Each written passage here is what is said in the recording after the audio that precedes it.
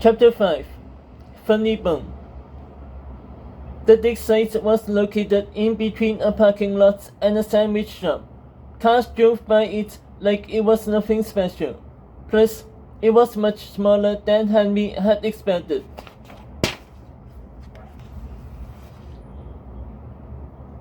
A dinosaur skeleton would never fit here, he thought, unless it was a mouse-sized dinosaur.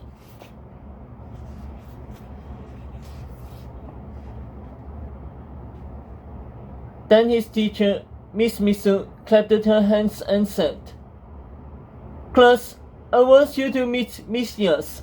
She is a scientist and she is going to tell us the history of this site."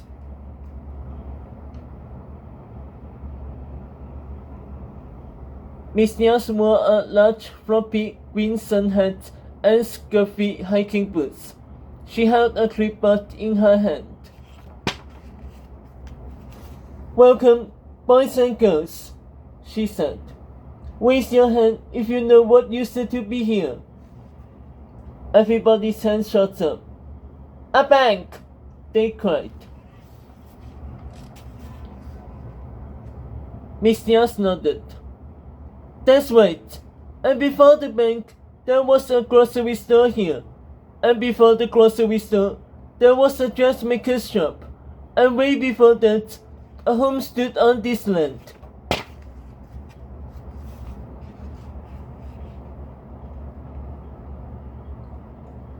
Dudley raised his hand. "How do you know all that?" "Good question," Miss Yas said. "One way we know is from time records. Another way we know is by the artifacts found on this site."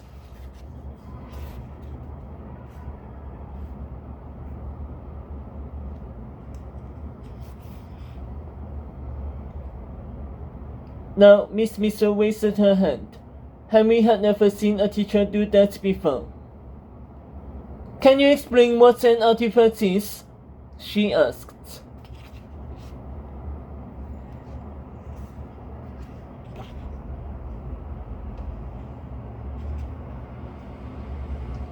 "Sure," Miss Yas smiled as she held up an old chipped teacup. "An artifact is something from the past that you find on a dig like this teacup. Do you want to see more?"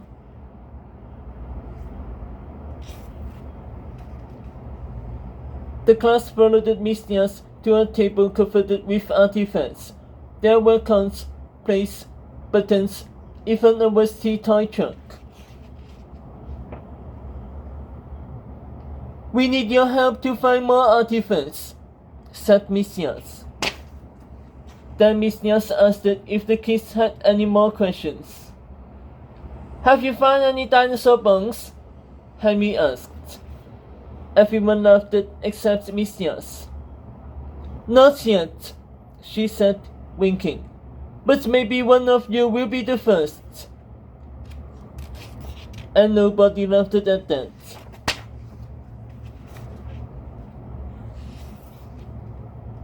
Chapter 6 Buttons and Beans. Miss Yas handed out paintbrushes, shovels, and buckets. "What are the paintbrushes for?" Dolly whispered to Henry. "To dust off your artifacts without hurting them," said Henry. He showed his friend how to pick up a rock and dust off the dirt with his paintbrush. Next, the boys picked out an area to dig. Dolly found something right away. "It's a brass button that still has thread in the holes," he cried. Dolly went to the tent to share his find. Henry went back to digging. Then Max found something. "An arrowhead," she cried. Henry went over and asked, "May I see?" Max held it up for Henry to study. "Sorry, Max," he said. "This isn't an arrowhead. It's just a really cool rock." Max looked at her find more closely too. Huh, I guess you're right, she said. But I'm still going to find something amazing. A few minutes later, Max dug up an old pill box. Soon, everyone began to find stuff. They unearthed a ruler, a lantern, a pair of suspenders, and even an unopened can of beans. Henry was the only one who hadn't found anything. I thought this field trip was going to be fun, he complained under his breath. Then he jammed his shovel into the ground. Only this time, when he put his shovel back out, it began to glow.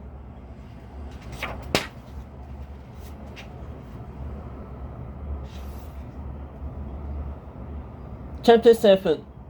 Finders Keepers. Henry stared at the glowing shovel and wondered what to do, but he didn't have to wait long. The shovel tugged at his hand like a dog pulling on his leash. The shovel dragged Henry to a corner of the site where it plunged into the dirt. That's not a good place to dig, called Messias. We've already checked that area, and it's empty.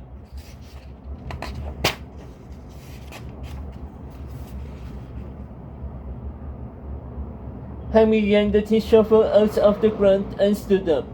But the shovel had a different idea. It put Henry right back down and began to dig all by itself.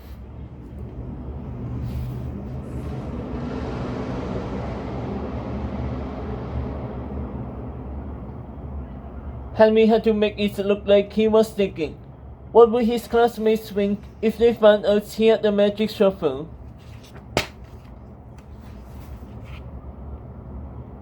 "5 more minutes, Henry," called Miss Mitchell. Henry and the shovel kept digging. "Okay," he answered.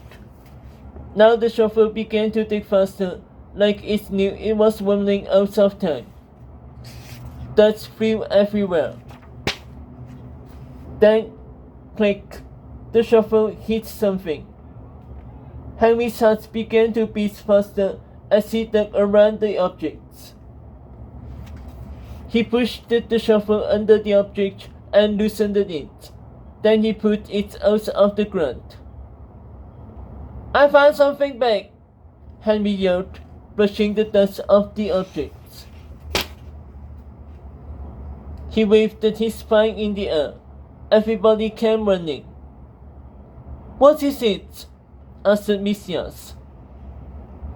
Henry couldn't believe what he held in his hands. "I think it's a dinosaur bone."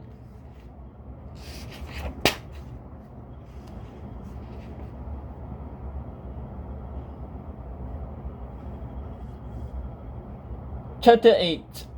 T was silent.